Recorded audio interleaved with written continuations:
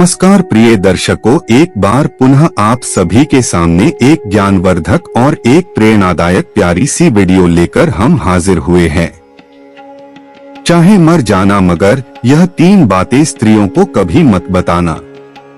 मित्रों, आज की वीडियो बड़ी ही ज्ञानवर्धक और बहुत ही रोचक है। आज की वीडियो का मकसद है कि कभी भी इन 3 बातों को स्त्रियों को या अपनी पत्नियों को कभी नहीं बतानी चाहिए। जो भी पुरुष ये 3 बातें स्त्रियों को बता देता है तो वह पुरुष सदा के लिए ही करीब रहता है और हमेशा दुखी रहता है। तो प्रिय दर्शकों, वह कौन सी 3 बातें हैं जो पुरुषों को मरते दम तक अपनी पत्नी या स्त्री को नहीं बताना चाहिए? मेरे प्रिय दर्शकों, ये 3 बातें हम आपको एक छोटी सी कहानी के माध्यम से बताने जा रहे हैं। प्रिय दर्शकों, आज की हमारी ये कहानी बहुत ही ज्ञानवर्धक और बहुत ही प्रेरणादायक है। इसलिए आप सभी दर्शकों से आग्रह करते हैं कि आज के इस ज्ञानवर्धक कहानी को, ज्ञानवर्धक प्रसंग को अपने मित्र बंधु तक अवश्य शेयर कीजिएगा ताकि उन्हें इस ज्ञानवर्धक कहानी का लाभ प्राप्त हो सके। प्रिय दर्शकों, अगर आपने अभी तक हमारे इस चैनल को सब्सक्राइब नहीं किए हैं तो सब्सक्राइब जरूर कर ले। तो ज्यादा समय बर्बाद ना करते हुए आज के इस प्रस्तुति को शुरू करते हैं। चाहे मर जाना मगर यह 3 बातों को भूल कर भी मत बताना। प्रिय बंधुओं, प्राचीन समय की बात है। एक नगर में एक राम गोपाल नाम का एक व्यक्ति रहा करता था। राम गोपाल मन से बहुत ही भोला था और बहुत ही सीधा साधा था। मित्रों, उसने अपने जीवन में कभी किसी प्रकार का कोई पाप नहीं किया था और राम गोपाल की जो पत्नी थी थोड़ी भुलक्कड़ स्वभाव की थी और राम गोपाल के छोटे छोटे बच्चे भी थे। प्रिय बंधुओं, राम गोपाल अपनी पत्नी से किसी भी प्रकार की किसी भी बात को नहीं छुपाता था और राम गोपाल अपने घर में अकेले ही काम करने वाला था।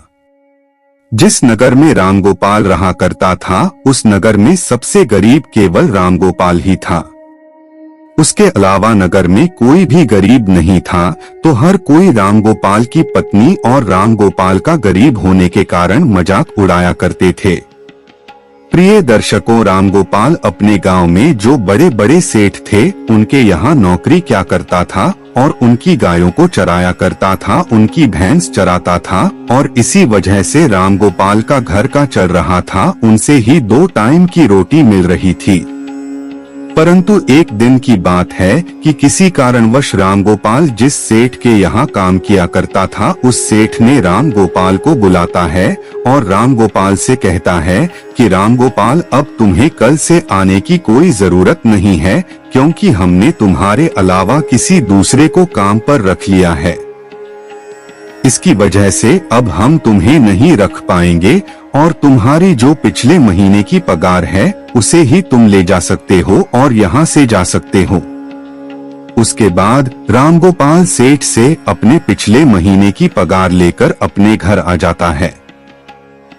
राम गोपाल बहुत ही दुखी होता है और फिर घर आकर राम गोपाल जैसे ही अपनी पत्नी को पैसे देता है तो राम गोपाल की पत्नी बहुत ही खुश होती है। परंतु उसके बाद राम गोपाल जब अपनी पत्नी को बताता है कि मेरी नौकरी छूट चुकी है, अब कल के बाद मैं कहीं नहीं जाऊंगा।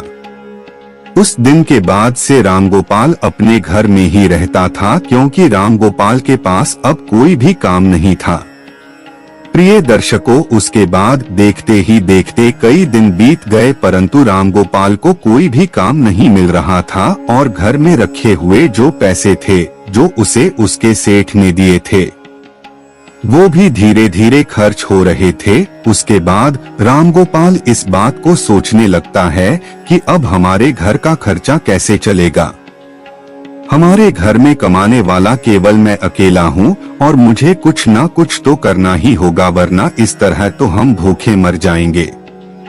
दोस्तों, इस प्रकार देखते ही देखते कई दिन बीत गए और फिर एक ऐसा समय आता है जब राम गोपाल के घर में खाने के लिए एक दाना भी नहीं बचता है।